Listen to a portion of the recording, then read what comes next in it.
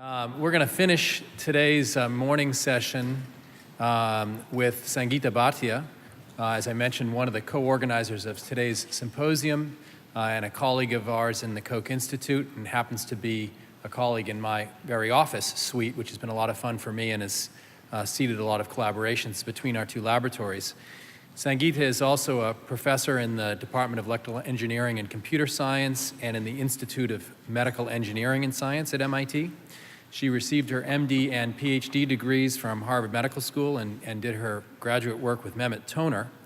And thereafter, she was recruited to UCSD, where she rose through the ranks and early on was recognized by MIT Technology Review as one of the TR100. That's one of the top 100 innovators in the country under the age of 35. She's also been recognized by her alma mater, Brown University, with the Brown Engineering Alumni Medal. Sangeeta was recruited to MIT in 2005, and she became a Howard Hughes Medical Institute investigator in 2009. She runs a diverse laboratory which functions at the interface of engineering science and biology and medicine, and she's applied that to many different areas, including, importantly, the delivery of siRNAs in the context of cancer, which she'll focus on today. Sangeeta.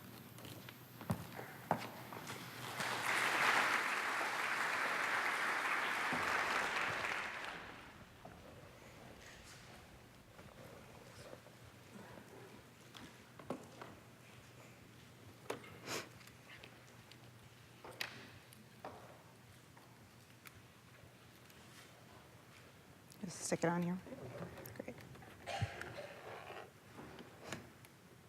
Great. Hi, everyone.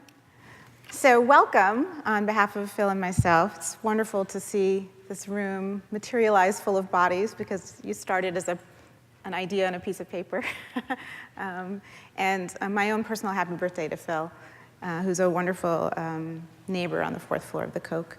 So we're going to take a little bit of a left turn here. This is an engineering talk about delivering siRNA into tumors. Thank you. And by way of background, my group, as Tyler said, focuses on using engineering tools for medical applications. My expertise in engineering is a miniaturization engineer. So we try and use micro and nanotechnology tools to manipulate microenvironments in tissues. There's a whole suite of these that have been emerging between the sort of 100 micron to 100 nanometer length scale that allow us to manipulate cells within a three-dimensional context in normal and diseased microenvironments and tissues. So what I'm going to tell you about today is a class of nanomaterials that we've recently developed that can penetrate into the microenvironment of tumors and deliver siRNAs to the cytoplasm of tumor cells and achieve silencing. Okay, so this challenge really of siRNA delivery into tumors was, in general and into tumors in particular, was set up beautifully by Phil earlier. And I just want to highlight a couple of the points he made, which is that if you're trying to deliver a charged nucleic acid into a tissue, that cargo, if you will, has to survive through the circulation. So small RNAs can be freely filtered by the kidney. A common way to prevent first-pass clearance is to package them into material systems that are larger than 5 nanometers. This also has the advantage of protecting them from nucleases. Once you do that, though, you also have to get outside of the endothelial barrier into tumors and penetrate into tumors. And this is particularly challenging, as you know, because tumors have an elevated hydrostatic pressure. That's been well described by Rakesh Jain and others. This is because, in part, of the hyperpermeable endothelium, as well as dysfunctional lymphatics, as well as solid stresses in the matrix of the tumor. So all of these things conspire to have actually elevated pressures inside tumors. It's very hard to penetrate inside. And then once inside, this cargo has to enter a cell, and then commonly, these types of nanomaterials are sequestered in the endosome of a cell. But of course, to interact with all of the biological machinery you've been hearing about this morning, including the RISC complex, to achieve silencing, our cargo would need to get to the cytoplasm of this cell, so out of the endosome into the cytoplasm. Okay, so there are significant hurdles in delivery of siRNA into tumors. And of course, the promise is also significant, which is that we could potentially silence some of these targets that you're hearing about and continue to hear about, which are at least at the moment thought to be undruggable. Okay, so this is a very active field, and many, many groups are working on this. Just to sort of summarize approaches, and you'll be hearing about some of these as the morning goes on. One can take siRNA and covalently couple it to a conjugate to try and direct it. So a great example of that is GalNAc in the liver, and you're going to be hearing about that later. One can complex siRNA inside a lipid or lipid-like carrier to form these particles that are not cleared through the kidney. And they commonly go to the filtration organs of the body, the liver and the spleen. So you'll see a lot of work targeting the liver, because these are where these untargeted carriers will naturally go. And some of the therapeutic pipeline you'll hear about later today is along these lines. And then there's some early attempts to do ligand-based targeting as well in the literature. And what I want to tell you about is an advance in this particular area. So our work in nanomaterial targeting in general has been come out of a long-term partnership with Erkki Ruslati's lab at the Sanford Burnham Institute in California. And what Erkki developed in the mid-1990s was a discovery method for finding peptides that could home nanomaterials into tumors. And the way this method works is called in vivo phage display, is as follows. You take a mouse model of cancer, inject a bacteriophage library with a diversity of about 1 billion different peptide sequences into this mouse. Then you harvest the tumor and sequence the phage that homed there. Okay? And this has the advantage of helping you identify sequences that have the following property. When these peptide sequences are displayed in 400 copies on a biological nanoparticle, in this case a phage, of about 50 nanometers, they survive proteolysis in the circulation, and they confer homing of this particle into the tumor through all of those barriers that I mentioned. So this was, for us, a very attractive pipeline for finding peptides that could home nanomaterials that were synthetic of about this size. So in collaboration with Erkki, we noted a discovery he made almost 5 years ago now, which is a new class of peptides that seem to be activating an active transport penetration mechanism into tumors that he calls the sender mechanism for the C-end rule, and I'll explain that more in a second. He discovered these are just 2 peptides in this family of peptides, and they all share this 4 amino acid motif, an arginine or a lysine, any 2 amino acids, and then an arginine or a lysine. So this 4 amino acid motif that's represented in the context of an 8 or 9 mer, that's a cyclic peptide. So here's the first of these 2, LIP1, and you can see this 4 amino acid sequence in here. And in this model, what we see, if you just inject the free peptide, you can see that the tumors are lighting up. This has really now become the sort of father of this class of peptides. It's called iRGD, for internalizing RGD. This is a nice visual example of this active transport pathway. So what you see here on the left is a tumor-bearing animal that's been injected with a control peptide that's fluorescently labeled. And this control peptide has an RGD motif, which binds angiogenic integrins on the surface of tumor endothelium. And it does not have the penetrating motif, and so you see that the endothelium is decorated by this fluorescent dye.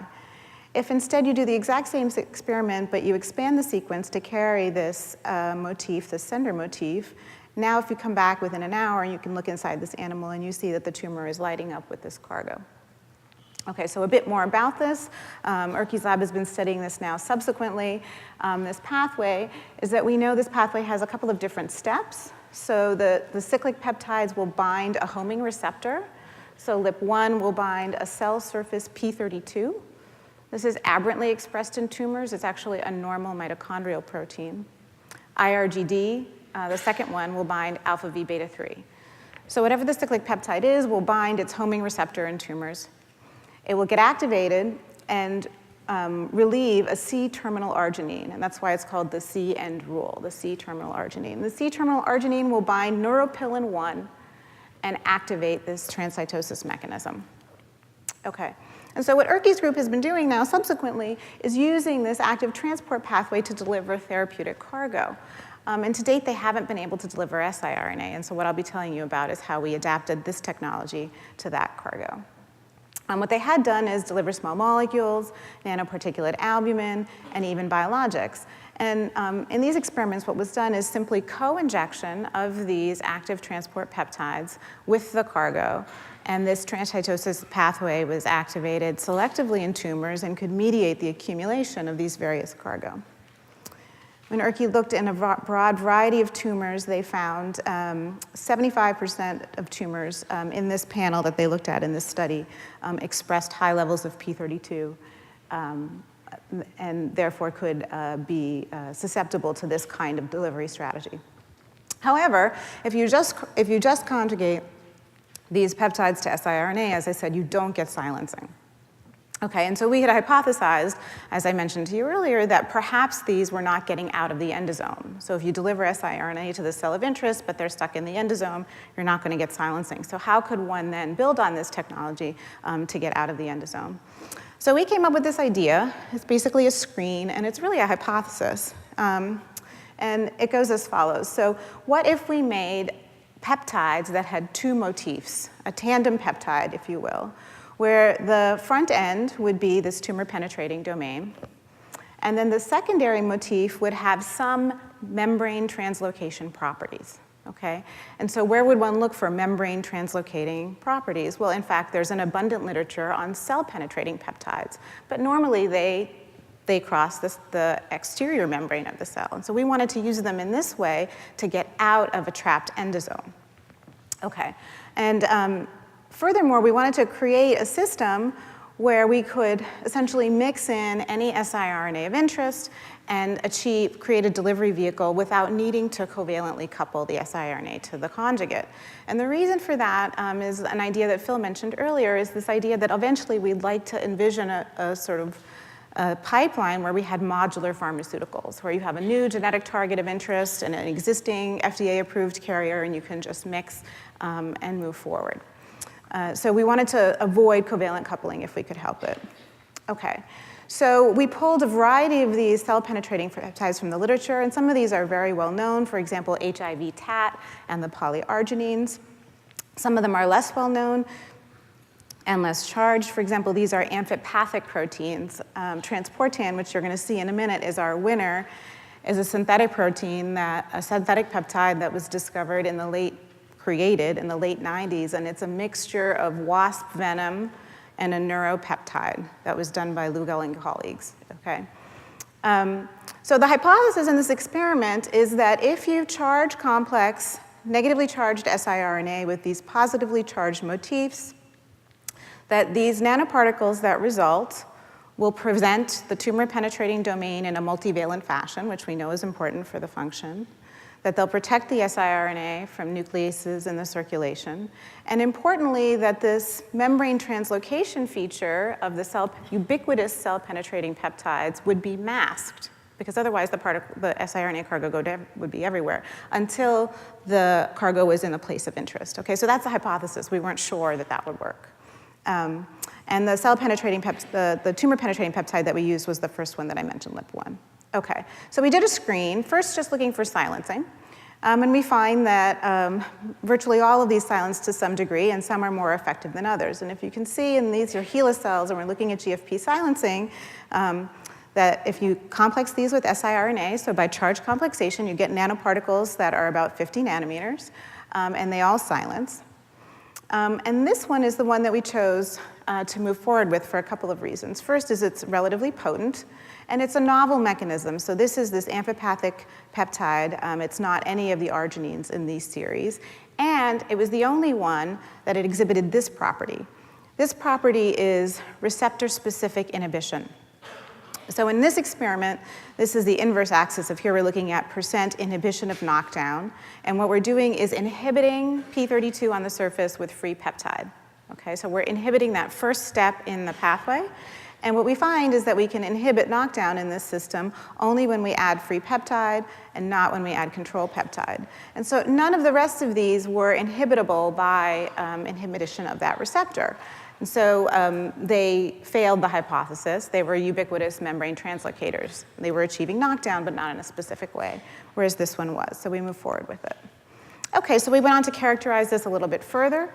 And so what we see in this system is if you just look at, again, its efficacy in a HeLa system, that the free peptide itself, in terms of binding, has sort of micromolar potency. And this is known. So in the animal studies that I showed you, the tumor penetrating mechanism that Erki had described, if you want to trigger that with a free peptide, you need to dose in the micromolar domain. But once you complex these into nanoparticles, you can increase the potency by about 20-fold in this very simple unoptimized system. And so the multivalency is important for achieving better efficiency in the delivery. Furthermore, I haven't mentioned so far, there's this third element of the library here labeled MIR. So this is myristic acid. It's a fatty acid tail. It's a 12-carbon tail that we added to our materials.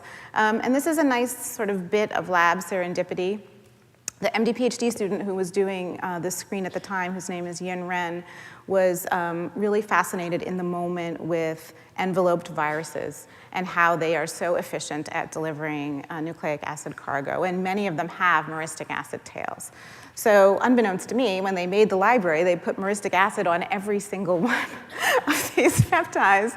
And it turned out that myristic acid was absolutely key for endosomal escape, which you see in this assay.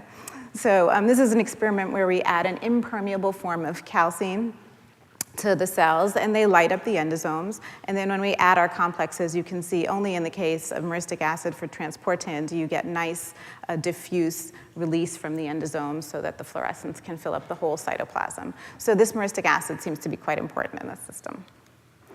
Okay. At the behest of Phil, we actually looked quite a bit into the trafficking of these complexes because as his neighbor on the 4th floor, every time I would show this data, he would say, how are these trafficked?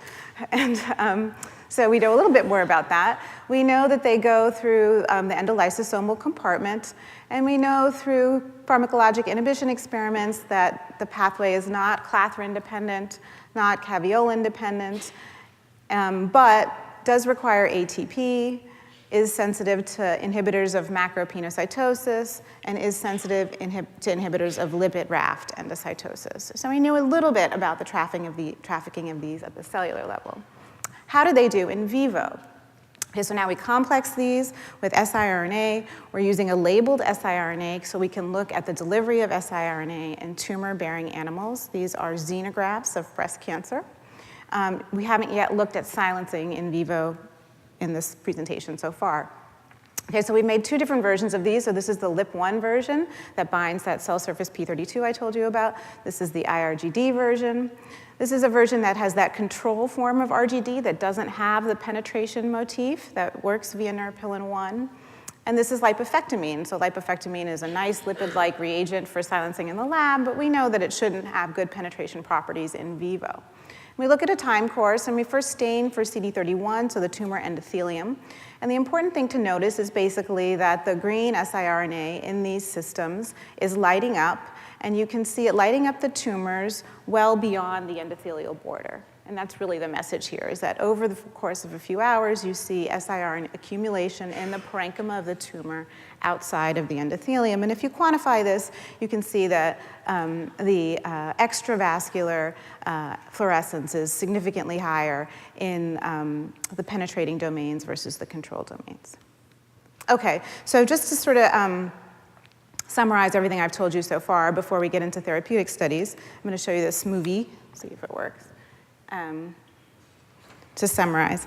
So here we have this complex that we believe circulates, binds first to the homing receptor, so LIP1 or IRGD, is activated, relieves a C-terminal arginine, which binds to neuropilin-1.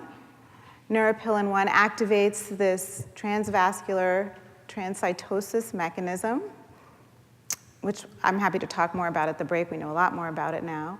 It gets internalized in the cells, out of the endosome, And then I'll show you in a minute that it silences inside the tumor cells of interest. Okay, so that's sort of a model for what we think that's going on. We have data for all of these steps, but I wanted to just summarize because sometimes it's easier to think about it this way. Okay, so as an engineer, when we got into this business, naively, I had thought if we could start to think about the delivery problem, if we could tackle this, it would be obvious what one should silence. And it turns out it's not so obvious. So in partnership with Bill Hahn at the Broad, we started thinking about what one should be silencing to show proof of principle of these materials in vivo. And Bill runs the Achilles project at the Broad, which some of you may be familiar with. What they do there is integrate TCGA data, so structural genomic data, with functional genomic data. So here we have genes that are amplified genomically in samples from patients. And what they do at the Broad is make cell lines, so immortalized cell lines, and do genome-wide RNAi by shRNA. And essentially then you can identify genes that are amplified structurally and essential in cell lines. And so if they're amplified and essential, they become candidate oncogenes. So when we first talked to Bill, he had done this for ovarian cancer, and they had a very long list of potential oncogenes that they were interested in looking at in vivo. And we partnered with him to look at just 2 so far. ID4 is the one I'll show you next. So ID4 is an inhibitor of DNA binding. It's a transcriptional regulator that inhibits the binding of helix, loop, helix transcription factors. And you can see that it's amplified in 32% of high-grade serous ovarian cancers, that it's present selectively in ovarian cancers and not in normal tissues, normal adult tissues. And when they used it in vitro, they could see that it was transforming. And as I said, it's an inhibitor of DNA binding. So the question became, how important is this in vivo? So we thought we would adapt our system to looking at this particular transcriptional factor. What we liked about it, too, as technologists, is this is sort of classically undruggable, at least at the moment.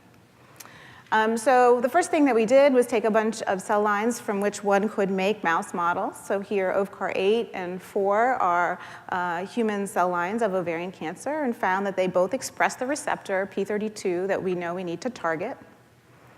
And then in vitro, we showed that we could silence ID4, and we optimized our sequence design. And we could show that the cells are less viable as a result of this silencing. And furthermore, that the silencing is dependent on this targeting domain on the nanoparticle. Okay, so then we went on to go in vivo, first in a subcutaneous model. So in this subcutaneous model, what we did was look at 2 routes of administration, intraperitoneal administration as well as intravenous administration. And we looked at dosing every 3 to 5 days at 1 mg per kg. And you can see that you get, by size measurements, growth suppression of tumors in this model. If you remove the remnant tumor, you can see less ID4 message, and you can see a de-repression of targets of ID4. We went on then to go in vivo into an orthotopic model. So this is a luciferized mouse model of ovarian cancer where you grow the tumors in the intraperitoneal cavity, and as the mice progress, they get abundant ascites. You can see that here in the control animals, and this is lethal. And in this model, when we silenced ID4, we got growth suppression and a remarkable increase in mouse survival. What's important here is a couple of these key controls, which we thought were really critical. So the first is that if we use the same exact nanoparticle, but it doesn't have the penetration motif, but it does have the sequence against ID4, the tumors still grow. So you really need tumor penetration to get silencing in the model in the orthotopic cavity. And then if you use the tumor-penetrating nanoparticles, so they have all the peptides in them, but you have a control sequence for silencing, again, you still get growth. So the growth suppression is dependent both on penetration and the relevant sequence. And then if you look inside the remnant tumors, this is not projecting that well, but essentially what you see is decreased ID4 protein by staining, as well as increased apoptosis. So this was the first target that we validated credentials with Bill. Based off of these data in this paper, we sort of validated this as a candidate oncogene that could be of potential interest. One thing that we wanted to look at the time when we published this paper, and subsequently, we always really worry about immunostimulatory artifacts. So if we're getting any kind of immunostimulation because of the carrier or because of the sequence that we chose against siID4, we'd see global translational repression, and we want to make sure that's not what's happening here. So this is an experiment where after 6 hours of injection, we look at interferon alpha, IL-6, okay, this is mislabeled, and I want to say TNF in the circulation, and you can see that siID4 in our carrier alone are not immunostimulatory as compared to positive controls. So we're confident with the sort of proposed mechanism of action. We've since gone on to validate other candidates that Bill has proposed to us. This one is really interesting. So PSMC2 is part of the 26S proteasome. And in this study, what Bill had shown was that cells that are missing one copy of this gene are susceptible to loss of the second copy. And so for us, this was a nice technological challenge because we were able to look at cell lines that had 1 or 2 copies and show that only the ones that already had copy loss were susceptible to our manipulation. And furthermore, in vivo, he had a DOX-inducible short hairpin system. So if we put just a little bit of DOX in the system, the tumors would still grow because we were doing dose suppression of only one of the alleles. But if we then added a therapeutic on top of that, then you actually get the tumor suppressive benefit. So this was a nice experiment for us because it started to allow us to look at dosing of silencing in the in vivo context. Okay, so what Bill and I sort of envision and I offer to you is that maybe these kinds of platforms can help alleviate some of the emerging bottleneck in the genomic discovery pipeline, where we really are getting more and more candidate oncogenes coming out of this wonderful genomic data. And the bottleneck often is how do you validate these in vivo and credential them for further drug development. And so these kinds of systems can maybe come in here into the target validation stage of the pipeline and may themselves be therapeutic vehicles to move forward into patients. So just to kind of update you on what we've been doing since and to sort of emphasize the modularity of the platform, we next wanted to pick a really challenging tumor for tumor penetration. And so the sort of prototypical difficult to penetrate tumor is PDAC, pancreatic cancer. So pancreatic ductal adenocarcinoma is known to have desmoplastic stroma. You can see this here if this is a fluorescent cargo that's been injected and it's really completely excluded from the tumor. And there are nice data now from several groups showing that if you can remodel the stroma with enzymes or drugs, that you can improve both drug delivery and outcome. And so the other nice thing about potentially looking at PDAC is, of course, the genetics is increasingly well understood, and KRAS, for example, as an oncogene, is present in over 90% of tumors. And so some of these are sort of nice, not classically druggable targets for us. Okay, so in partnership with Tyler Jacks, we looked at his KP model of pancreatic cancer. And the first thing we did was grow cell lines from his model and see that they both express the receptor for IRGD, one of our tandem peptides, as well as neuropilin-1. And then in collaboration with Urki's lab, Kazuki Sugahara actually has been staining PDAC tumors in their hands as well for neuropilin-1 in vivo, both in mice and in humans. And what's kind of interesting and surprising and fortuitous is that actually we find abundant neuropilin-1 in the stroma of the tumors. And so here we had been thinking that this is actually going to be a very difficult system to penetrate through this desmoplastic stroma, but it turns out that the stroma is really neuropilin-1 rich, and they may actually benefit our active transport mechanism. So it was unexpected. So in order to do these pancreatic cancer experiments, what we needed to do was change the formulation of the system so we could get better circulation times through intravenous delivery. And in order to do that, Justin Lowe and Esther Kwan have been working in the lab to add basically a polyethylene glycol polymer coat into the particle. You can see them here. This is a strategy that was developed by Bob Langer here at MIT some time ago. And just as a model system, we've been silencing KRAS in this system. And you can see in vitro that we're getting nice effective silencing of KRAS. We probably will not do this as a single agent, but there's some nice synthetic lethal KRAS screens going on. So this would be one of probably a two-part combination. And then in preliminary experiments in this GEM model of PDAC, if we inject fluorescent siRNA IV and now harvest these tumors, you can see that we're getting nice, good penetration of siRNA into the tumors. And of course, the next question will be, can we get silencing? But we're very excited about this. And so in my last minute or so, I just want to comment on this idea of modularity, which is that these formulations we think are actually modular in two ways. So the first way is the way that Phil described in his talk, which is that you have a carrier you can put in different sequences. And so I showed you that with our work with Bill. First we did ID4, and then we did PSMC2, and if you have a target of interest and you have a mouse model that expresses our receptor, we can have an answer in essentially 6 weeks. So that kind of modularity on the biology side.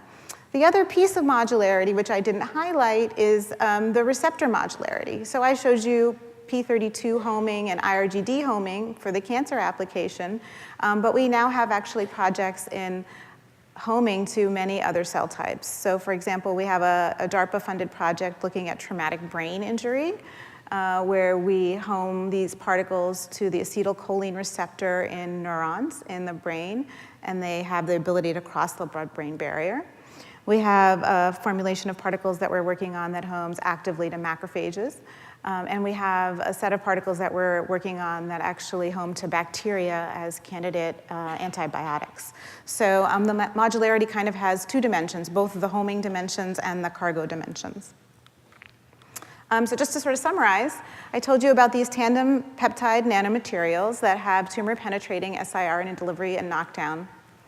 I told you about our work with Bill Hahn, where we validated ID4 in an ovarian cancer model, and validated them credentialed them as possible therapeutic targets. I showed you preliminary data in pancreatic cancer, where the stroma may surprisingly be a conduit for tumor penetration. I talked about the modularity of the system. And then in terms of going forward, we're interested both in pushing this idea that nanomaterials could be used for rapidly credentialing genomic targets, and of course themselves as RNA therapeutics. So I thank you for your attention, and I'm happy to take questions at the break.